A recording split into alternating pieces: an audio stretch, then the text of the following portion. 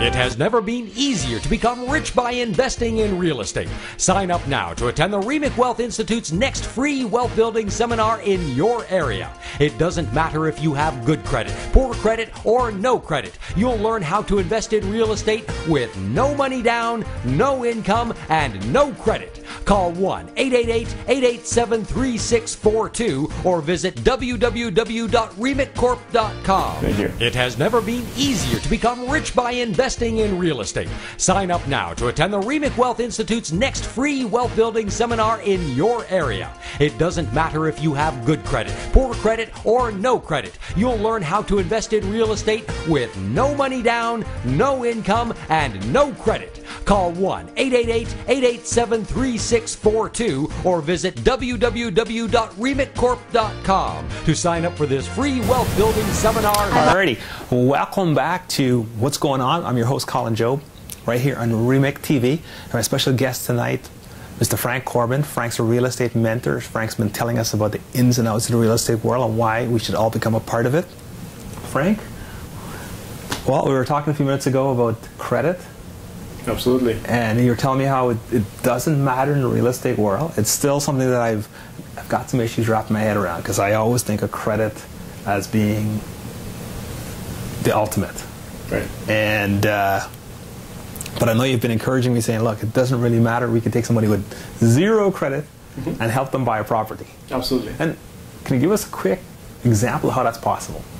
Well, again, if a person has damaged credit, right, okay, the easiest way for them to acquire their first home or investment property is through a strategy we call lease option. Okay, what lease option allows you to do is to lease a property to 2 or 3 or 4 years, okay, while you have the first option to buying it after that time frame. So no one else can buy that property before you, okay? Within that 3, 4, 5 years time frame, you have enough time to rebuild your credit, to get your credit up to par so you can achieve a conventional mortgage. Okay. Let's assume you go to that 3, 4 year time and you don't, your credit's not up to par and you can't get conventional mortgage. You can have 2 options. You can ask for an extension of the lease contract, okay? Or you can create a situation where the seller can 100% finance a property for you. Oh, really? The seller? The seller can finance a property for you. Interesting. Absolutely. Interesting. Well, what if you want to be an investor? What if you want to be an investor and you got credit issues? You can just do lease options and you can control more properties, maybe 5, 10, 15 properties within that 4 or 5 years time frame. Oh, really? Absolutely. Because your potential now becomes unlimited when you use unconventional strategies. Okay, but here's the thing. We touched on this before. Why isn't this all over the news? Again, why don't we hear about it? Like this is. I'm sorry. I'm having some issues wrapping my head around this. To me, I'm not saying these things aren't true. Right. I'm just saying, to me, this should be common knowledge. It only becomes common knowledge if the people who's going to expose the knowledge to you are going to make money. You see, banks don't make money from teaching lease option. They make money from giving you a conventional mortgage. Okay? So in the real estate business, banks are the most dominant players. Okay? So why would they educate you to take money out of their pocket? Not going to happen anytime soon. Okay? So if a person wants to learn unconventional strategies, they got to go to, come to us, a regular wealth institute or real estate education institute, who going to teach you unconventional strategies to make yourself a lot of money in the real estate market. Interesting. Interesting. Now let's say I'm interested in buying right now. And, you know, we live here in the GTA and we know that homes here are pretty costly. Off the top of my head, I hear about prices of homes in places like Florida, Texas, different parts of the U.S. that are down. To me, wouldn't that make sense to go there? Because if I can buy a home in, say, Orlando for $50,000 versus a home in TO for $300,000, the simple mathematics would tell me I'm better off starting off in Orlando than I am in Toronto. Well, you probably want to ask yourself before you start buying, why would a property that used to be worth $300,000 is now worth $50,000? That's the first question you should ask yourself. Okay, and when you're able to answer that question, then most likely you wouldn't buy in Orlando or any part of the South. Okay, and the reason why, real estate is about location, location, location. In high quality location, property prices do not decline beyond 25–30%. Okay, you look at a property that declined over 80 to 100%. Sometimes, in some places went negative. Okay. Wow. In the U.S., right? So when you see that kind of decline, you should probably keep your money in your pocket and look elsewhere where you should start investing your money. Wow. But I mean, but my gut feeling tells me that it's going to turn around at some point. At some point, when you see, here's the thing: when you invest in anything, whether real estate or stocks or a business, you want to make money back within a short time frame. Okay, very important. How long it takes before I make my money back. Okay, if I cannot make my money back within a short time frame, that's probably not an investment you want to be in. Okay, not only that, you want to make sure that the money that you invest doesn't decline more than actually what you pay for the product. And in Florida, those places, you're not so sure. If you buy property in Florida 3 years ago, you already lost a lot of money already.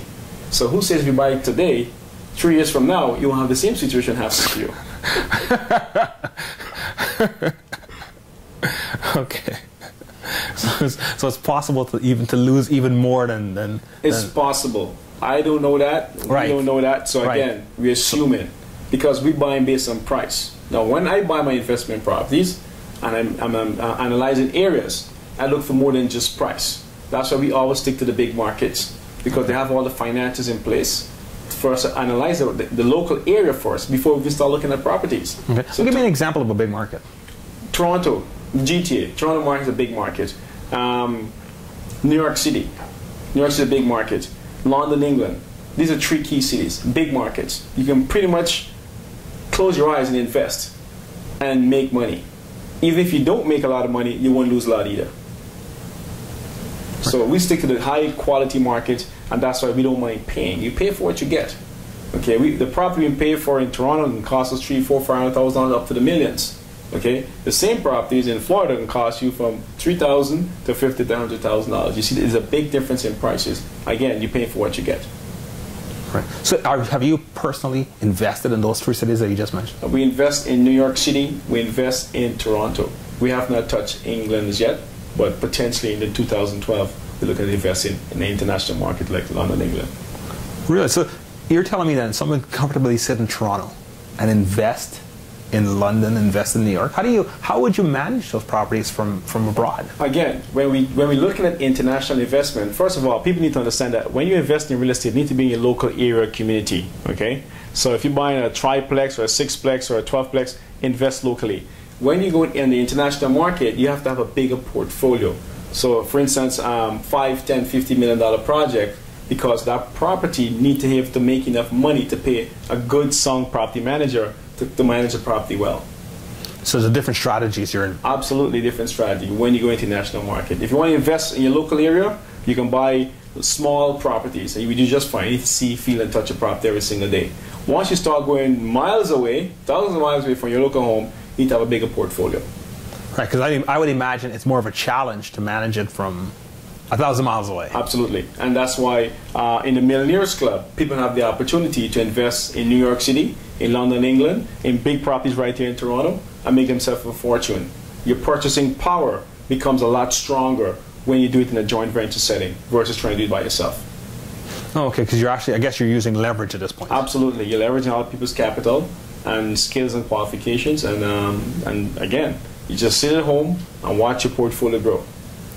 Excellent. Sounds like a really good idea to me. Absolutely. Thank you. You're welcome. I mean, you were talking before, and I know you're a guy who likes the whole idea of business. Mm-hmm. And I remember you mentioning to me, everyone should start a business. But I was thinking to myself, is that really realistic? Because is everyone cut out to be a business person? Because to me, it takes a different mindset, and it's a lot different to be a consumer than to be a salesperson. It's a lot different to be a business person than to be just your average Joe. It's different world. But not really. Everybody's a business person. The problem is most people don't get paid for the business that they sell. Okay? Everyone's a business person. Everybody sells. Every single time. People go to work and they come back home and they tell me the company they work for, the company is so great, their boss is so great, the product the company is so great. They're selling me the company products. Okay? The problem is they don't make any money by telling me all that information. Whereas if they create their own product and tell me the same thing, I just might buy. So, really? So you're telling me it's possible to take the average guy and train him or her to be a business person? Most of them are already trained. You go buy a nice car, you enjoy your nice car, the first you're going to tell me, Frank, you got to buy this car. It's good. You're selling for that company. The problem is they don't send you a check. You just sold me on the car that you just bought, I should buy one too. It happens every day, all day long. Yeah, but it's not just one aspect of business. sales is the number one aspect of most business. You're not selling. You can't sell. You can go out of business very soon. So marketing is key. I mean, you can have the worst product on the market. If your marketing strategy is good, it's going to sell. Interesting, interesting. Let's say I'm listening right now. I'm saying to myself, you know what? This Frank guy is making a lot of sense. I've never done real estate before, but I'm interested and I want to do something. What's the first thing that this person should do? Understand the real estate industry first, in the sense that invest in yourself, invest in your education. Educate yourself on real estate before you start buying a single property. It just makes sense to me that a person would actually buy a $500,000 property without zero real estate education. Okay, that's more problematic. That's higher risk for me. Okay, so educate yourself first before you start spending a single dime in the real estate business. Because it's just like any other business. You can make a lot of money. You can also lose a lot of money if you make the wrong decisions. Right, right. So then, are you telling me that your vehicles are actually conservative strategies? Absolutely. They are. Very conservative. We only invest on sound financial principles. So if it doesn't make financial sense, we don't sign a contract. And we tell our students, we tell our joint venture partners to do the same thing. The property has to make financial sense. So going into a property, the person has crunched the numbers. Because a lot of times with people when they're buying properties, you know, you go to a property and say, wow, I like that property. That's not sound financial sense. That's right. Emotion. Yeah, absolutely. Right? Mm-hmm. And, but you're saying kick the emotion to the curb and focus on the numbers. Absolutely. Every single time. You can't go wrong. Guarantee results. Because the numbers don't. Real estate is different from most other business. You don't wake up tomorrow morning and say, you know what? Toronto property prices is gone to zero. Not going to happen anytime soon. Okay? So if you put the numbers in perspective, when you look at them properly, chances are you're always going to win. Guarantee. Okay. And what makes the Toronto market so special? So many things. Diversify employment, immigration, strong demand, and the list goes on. High tourism. So money's always coming here. We have so many huge national venues that comes to Toronto that bring billions of dollars and millions of people here every single year. Keep our economy going strong year over year. We have over 100,000 people plus coming to the GTA alone every single year. They come in here, they live in here. You mean to live? To live. They're bringing money to the table, they're buying properties, and that's why the demand continues to be so strong. Not only Toronto, alone, New York City, London, England. These we call international ports. Yeah, but that's all over the world come there every single year. But that's only, you've only mentioned, you talked about 3 cities there. Right. But let's just stick on North America for a minute. That's just 2 cities. Yeah. There are literally hundreds of cities in North America. Yeah. So are you saying these factors are only present in a few cities? Yes, only a few cities people should be investing in real estate. Only a few. What about all the hundreds of other cities there are in North America? It's a good place to live. Good place to live. You can live anywhere you want. When you talk about real estate investing, making money, you want to be on the international ports. That's where the money gets made. Where the new immigrants is coming, where the new money is coming in, where you want to be the capital cities of that particular country, and you can pretty much guarantee success. If you look at the U.S. market right now, all across the U.S., the real estate market has declined. New York City has not seen that kind of major decline like the rest of the United States. Why? One of the worst recession, depressionary time we're going through. People still can't afford to rent or buy properties in Manhattan. Really? And because of the demand. But with that in mind, let's say I'm listening to you and I'm living in Ottawa. You haven't mentioned Ottawa, so it's not part of your strategy. Right. So what do I do then? But I want to invest, but I live in Ottawa, and you just told me about Toronto. Mm-hmm. You told me about Toronto and New York. Well, I'm thinking, I've got a geographic issue right here, right? Because I'm not in those 2 cities that you mentioned. Mm-hmm. What are my options? Pretty simple. Form a joint venture, raise millions of dollars or hundreds of thousands of dollars, and then start investing in the Toronto market. Okay. Form a joint venture. Absolutely. Okay, that's very interesting, very interesting. We're going to go to a quick commercial. I want you to hold that thought, because I want us to elaborate on it. I want you to elaborate on that some more. Because like I said, there are people out there who might not be living in the GTA, who might want to do what you're doing. So we're going to take a break. We'll be right back, and then we'll elaborate on that point. That's good. 13 minutes. Oh, just...